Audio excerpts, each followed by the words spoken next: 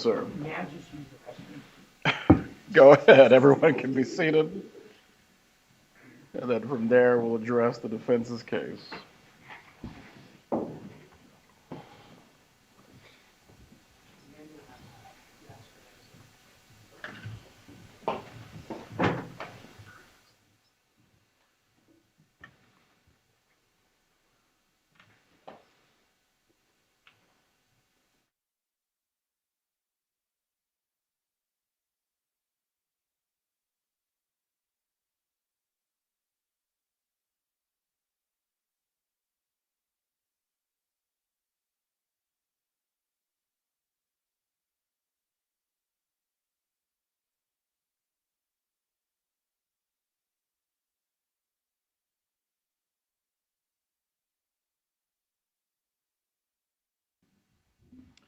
Everyone can be seated.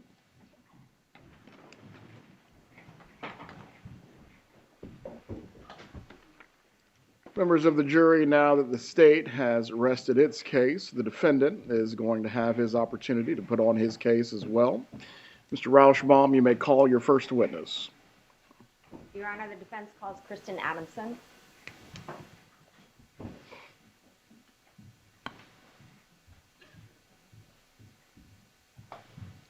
I know it's unfamiliar, but all the way up here, Ms. Adamson. Please raise your right hand. Do you swear or affirm the testimony you're about to give will be the truth? I do. You may take your seat. Thank you. Good afternoon, Ms. Adamson. Good afternoon.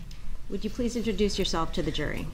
I'm Kristin Adamson, and I'm attorney at law. I was Wendi Adelson's lawyer in her dissolution of marriage action.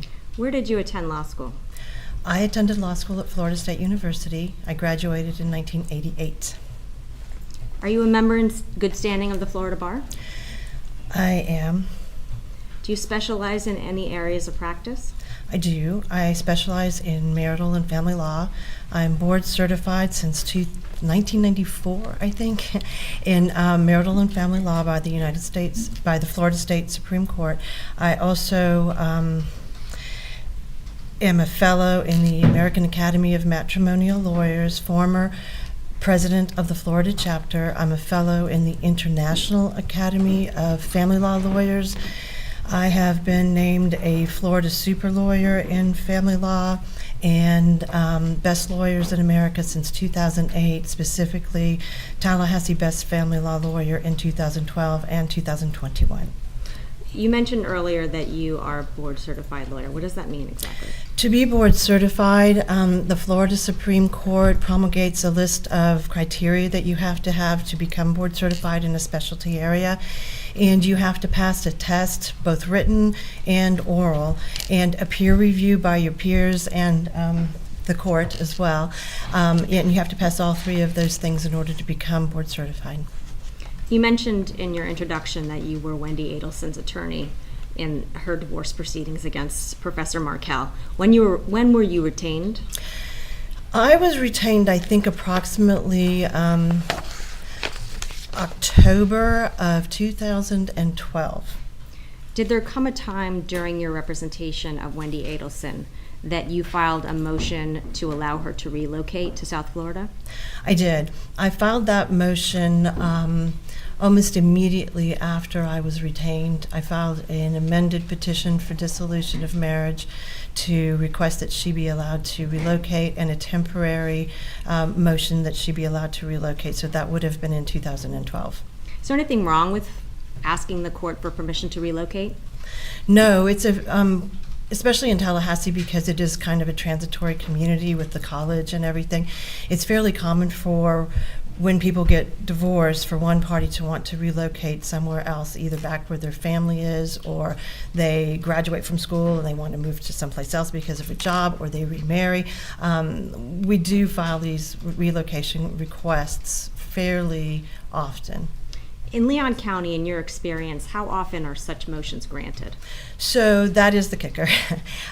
Even though we file them, I have now been practicing 35 years, and I think I've only actually won one that was allowed to relocate. They're very hard to do, and you have to have pretty serious circumstances that require the relocation. Did you share that statistic with Ms. Adelson?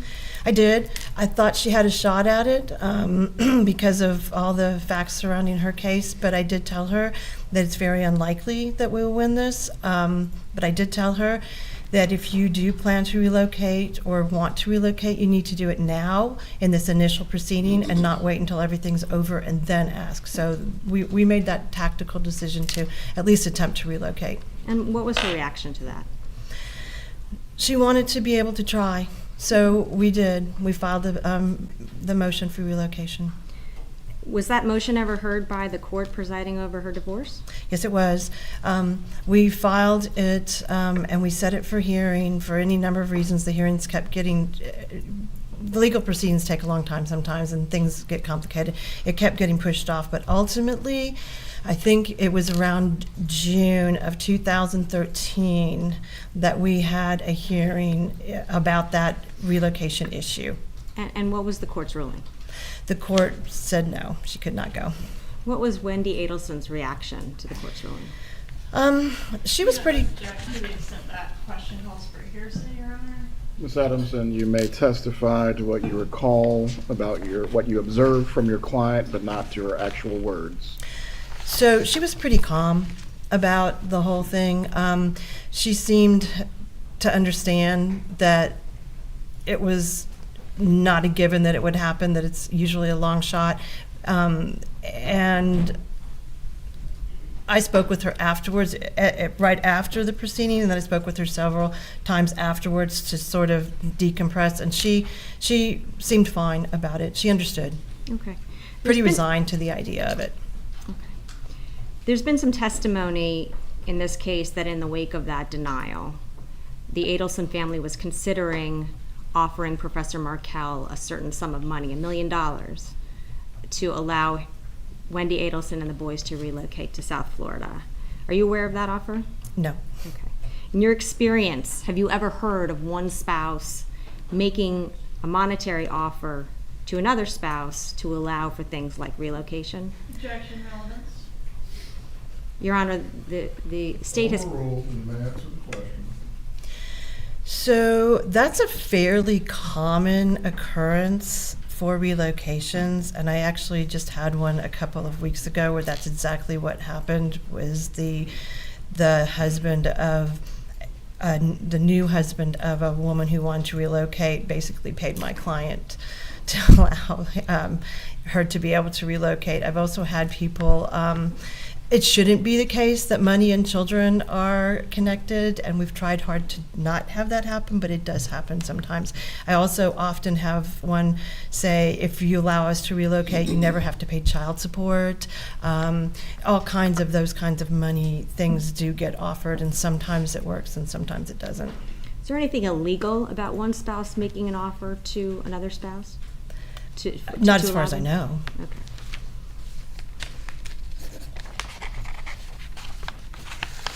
At some point, was Professor Markel and Ms. Adelson's divorce case mediated? We mediated it twice. We mediated it once before the hearing on the parenting, and that mediation was just about the relocation and the ability to go, and we were not successful in mediating that, so we had the hearing.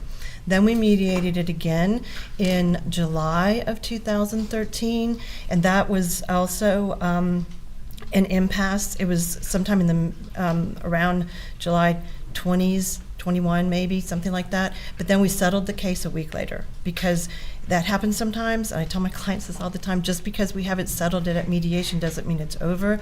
We continued to have discussions and conversations during that last week until we finally settled the case. Okay, so there was no trial. There was no trial. There was a marital settlement agreement entered. Do you recall the date? It was the end of July 2013, right? 2013, yeah. It's a long time ago, sorry. Without getting into words spoken, what was your impression of Wendi Adelson's reaction to the settlement of the divorce case? She was very relieved. Most people are when you settle their cases. Did you continue to represent Wendi into 2014? I did. Do you recall that in February of 2014, Professor Markel filed a motion seeking to sanction Wendi and you? He did. Do you recall what Professor Markel was claiming, the substance of that motion?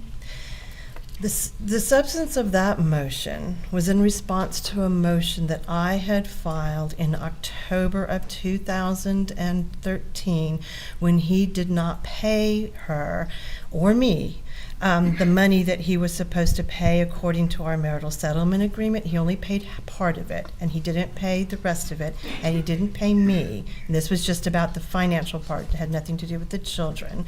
So I filed a motion to enforce. It took him several, the day that I filed that motion to enforce, his lawyer that he had at that time withdrew, and he obtained a new lawyer. So that new lawyer and I talked about these issues for quite a while, and ultimately what happened was Mr. Markel filed this response, and he claimed that Wendi and I had committed fraud in obtaining that marital settlement agreement by hiding an asset. Do you recall what relief he was seeking? Several things he was seeking. He was basically saying that he shouldn't have to pay Wendi because she breached the contract, and one good breach deserves another, I guess is what his theory was. And second, that both Wendi and I should be disbarred. Okay. Were you concerned about the substance of Professor Markel's allegations in that motion? No. Objection. Sorry. Relevance, move to strike. Sustained. Disregard the last comment from the witness. You may move on. What was your view about the likelihood of success in your experience of that motion and of getting disbarred and of Wendi Adelson being disbarred as a result of that motion? Objection, relevance. Your Honor, Approach.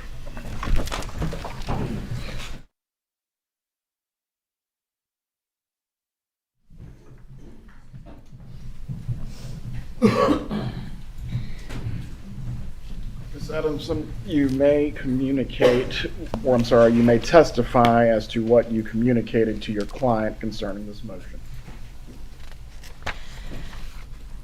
Concerning this motion, I basically told my client that I wasn't concerned about the legal ramifications of this, either regarding the claim of the fraud, because I know we had covered that really well in our discovery process and we had litigated it, and I was not concerned about that.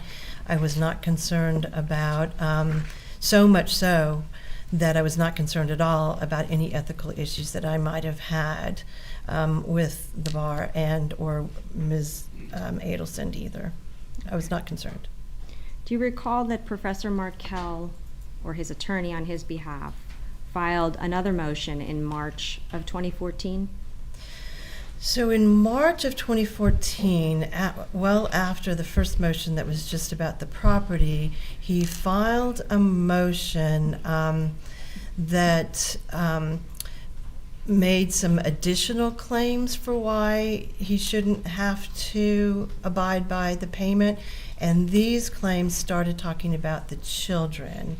And he made, and I don't remember all of the claims, but they were basically the substance was that he should be allowed more electronic communication with his children that he was getting, and that Ms. Adelson's mother should have supervised visitation only with her grandchildren because of statements that he thought that she might be making to the children. Did you communicate your thoughts on this motion to Ms. Adelson? Yes, I did.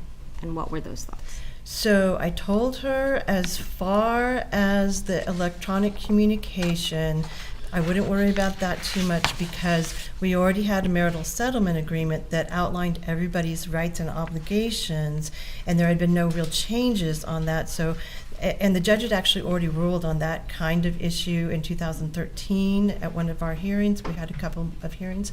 So I wasn't really worried about that because they were kind of already set out what everyone should be doing, and I didn't see that there had been any changes that would make the court make any changes to that agreement. And then as far as the grandmother, I also told her that these kinds of allegations, while they're not nice or fun, they're pretty run-of-the-mill, and lots of people after they get divorced don't get along very well, and their extended families don't get along that well. But I wouldn't think that the judge would order supervised visitation based on these kinds of allegations, because supervised visitation is for pretty extreme cases. For example, I've had people who have maybe multiple DUIs and shouldn't be allowed to be with children because it's an unsafe situation. Or I have had people who were abusive and they can't be with the children, so they have to be supervised. Basically what happens when people aren't talking nice, and I didn't know if it was actually true or not, but it was an allegation he made, aren't talking nice about it, what we try to do is just have conversations with the judge, and the judge might say, okay, everybody be nice, and that's it. I wasn't worried about that issue. Okay. Did there come a time in the divorce and post-divorce proceedings when you filed a motion to withdraw? I did. Do you recall when that was? Right. So we had those first two motions. They were odd. And by first two motions, just to The ones that we just talked about. We had the first motion where he said it was okay for him to breach because she breached. And then we had the next one about the kids and all of that. And then he filed a memorandum. I believe it was in May or June. I think May of 2014. And it was a long, detailed memorandum of law that had a lot more facts in it. And I realized at that point in time that I was probably going to have to be a witness in this case because of what he was saying about me in the memorandum and the motions. And I can't be a witness and a lawyer in the same case by the Florida ethical rules. So I withdrew because I knew I would have to take a different role. You spoke about a lot more facts in this memorandum. Did the view of the motions that you conveyed to Wendi Adelson change as a result of the memorandum, other than the fact that you had to withdraw? No, it was just kind of reinstating all of the same kinds of things, but it was a lot more vehemently with a little bit different language. It kept upping the ante, and that's when I realized this was not going to be something that we were going to be able to probably resolve without a court hearing, because I had been trying to do that with his lawyer. So I was going to have to do that. So I moved to withdraw, and I called another lawyer and asked him if he would please step in my place. Okay. Did you seek to withdraw because you felt you did something wrong? No, it was only because I knew I was going to have to testify in the case, and that was the only reason. And you mentioned you contacted another lawyer. Did Wendi Adelson ultimately retain that other lawyer? She did. And do you recall when she did that? I know that he filed a notice. I filed a motion to withdraw, and then the court granted my order within a few days of that. And I believe he, which was in end of May-ish, I think, and then he came in the first part of June, I believe. Okay, so days before what has been talked about in this case is the first attempt, Ms. Adelson retained a new attorney to represent her in the ongoing proceedings with Professor Markel? She did. Okay. One additional question, Your Honor. May I have a moment? Take your time. And it is actually on the bench.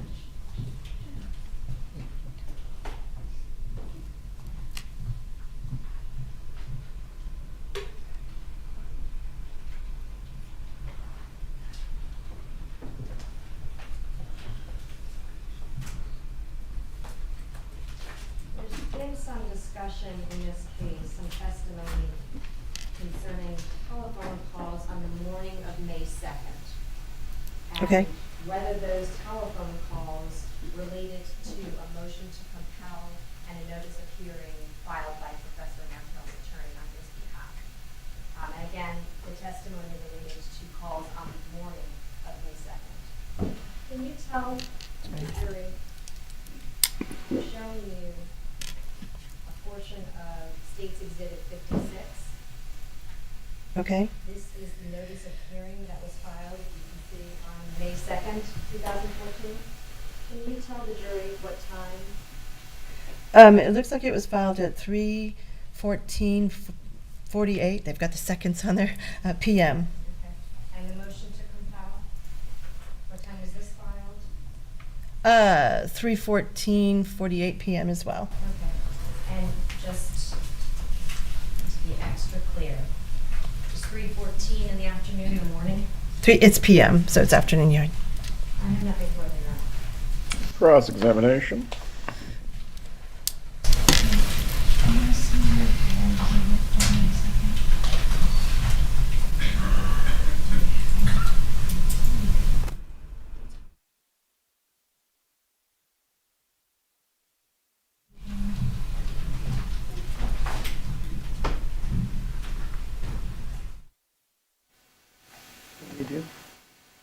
To publish defenses, demonstrative, what number is this again? I think it's demonstrative B. B, Your Honor. You may.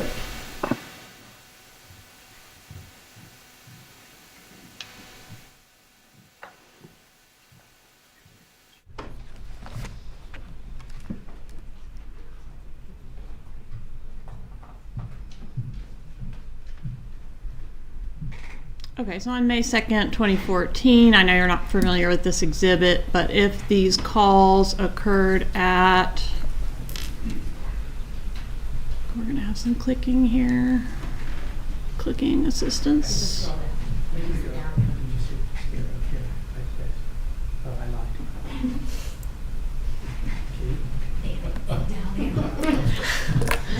No. Members of the jury, this is our version of. How many advanced degrees does it take to change a light bulb? A lot of money here, a lot of educational dollars. We didn't have computers. That is true.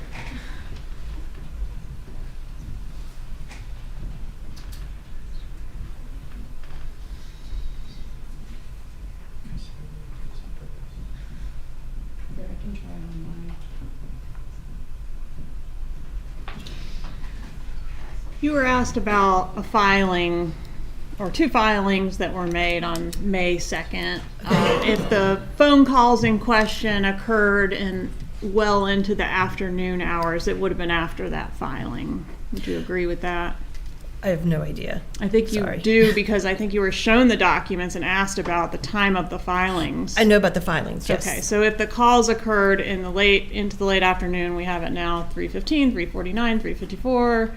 All of those times, 3:56, 4:39, 4:55, would have been after those filings. That, would you agree that would with appear to be correct. Okay, thank you. And were you familiar with Professor Markel's practice of emailing Wendi prior to making these filings and basically laying out the whole thing in an email? This is what I'm going to do. If you don't comply, I'm going to make this filing. Were you privy to those emails?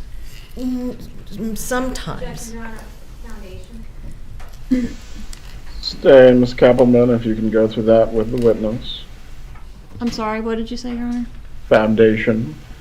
Okay, were you privy to emails from Professor Markel to your client Wendi Adelson previewing the filings before he made them? Same objection, Your Honor. Overruled. She's trying to lay the foundation now. I'm aware of that he did that on occasion. Yes. Okay, and do you know whether he did that in reference to the May 2nd filing? I have no idea. All right. And the case you talked about where you recently had somebody buy out their former spouse's rights to their children, basically, relocate for money, relocation for hire. How much money did that person, how much money was exchanged for that relocation? That was not $1 million, but but it was basically When we did all of the child support and everything that would have been paid, it turns out to be somewhere probably around $200,000. Okay. If what was alleged in Professor Markel's motion about Wendi having lied and hidden assets and all that, if she had taken those actions, that could have had serious consequences to her personally as well as her law license. Would you agree with that? Yes. You described, I'm sure you were referring to different parts of the case, but you referred to the case as run-of-the-mill and you referred to it as odd. Was this a particularly contentious or memorable case for you, or was it run-of-the-mill? So those are two separate statements, I think. I think that the quibbling about the children was run-of-the-mill. I think the case was odd. Okay. How much, I guess in general, would you agree that divorces come with high emotions? Yes. And do clients always take your advice? No. Do clients always chill out when you tell them this is nothing to worry about? No. Did you have any contact with Donna Adelson, the mother of Wendi Adelson, in reference to Wendi's divorce? The only time I had any communication with Wendi's mother was at the relocation hearing that we had in June of 2013. Did Donna testify at the relocation hearing? She did not. All right. So is it fair to say your contact with her was almost nothing? Yes. She and her husband were at the hearing, and my contact with them was minimal. All right. And so have you had an opportunity to review Donna Adelson's emails to Wendi in reference to this divorce, and in particular your representation? I have not. No further questions. Redirect examination. Very briefly, Your Honor. I apologize. That's okay. You were very briefly showing this presentation on cross-examination. Is this call in the morning of May 2nd? Is this call in the morning of May 2nd? See the timestamp in the upper right? I do. So 12 a.m. is morning, 12 p.m. is noon, right? It's always one of those ones that my husband always says we should use military time. So it's 12 a.m. I think it's 12 a.m. means morning, right? Right after. 12:18. Yeah. Okay. How about 9:10 in the morning? Yes. 9:25 in the morning? Yes. So on? Yes. 9:35 in the morning? Okay.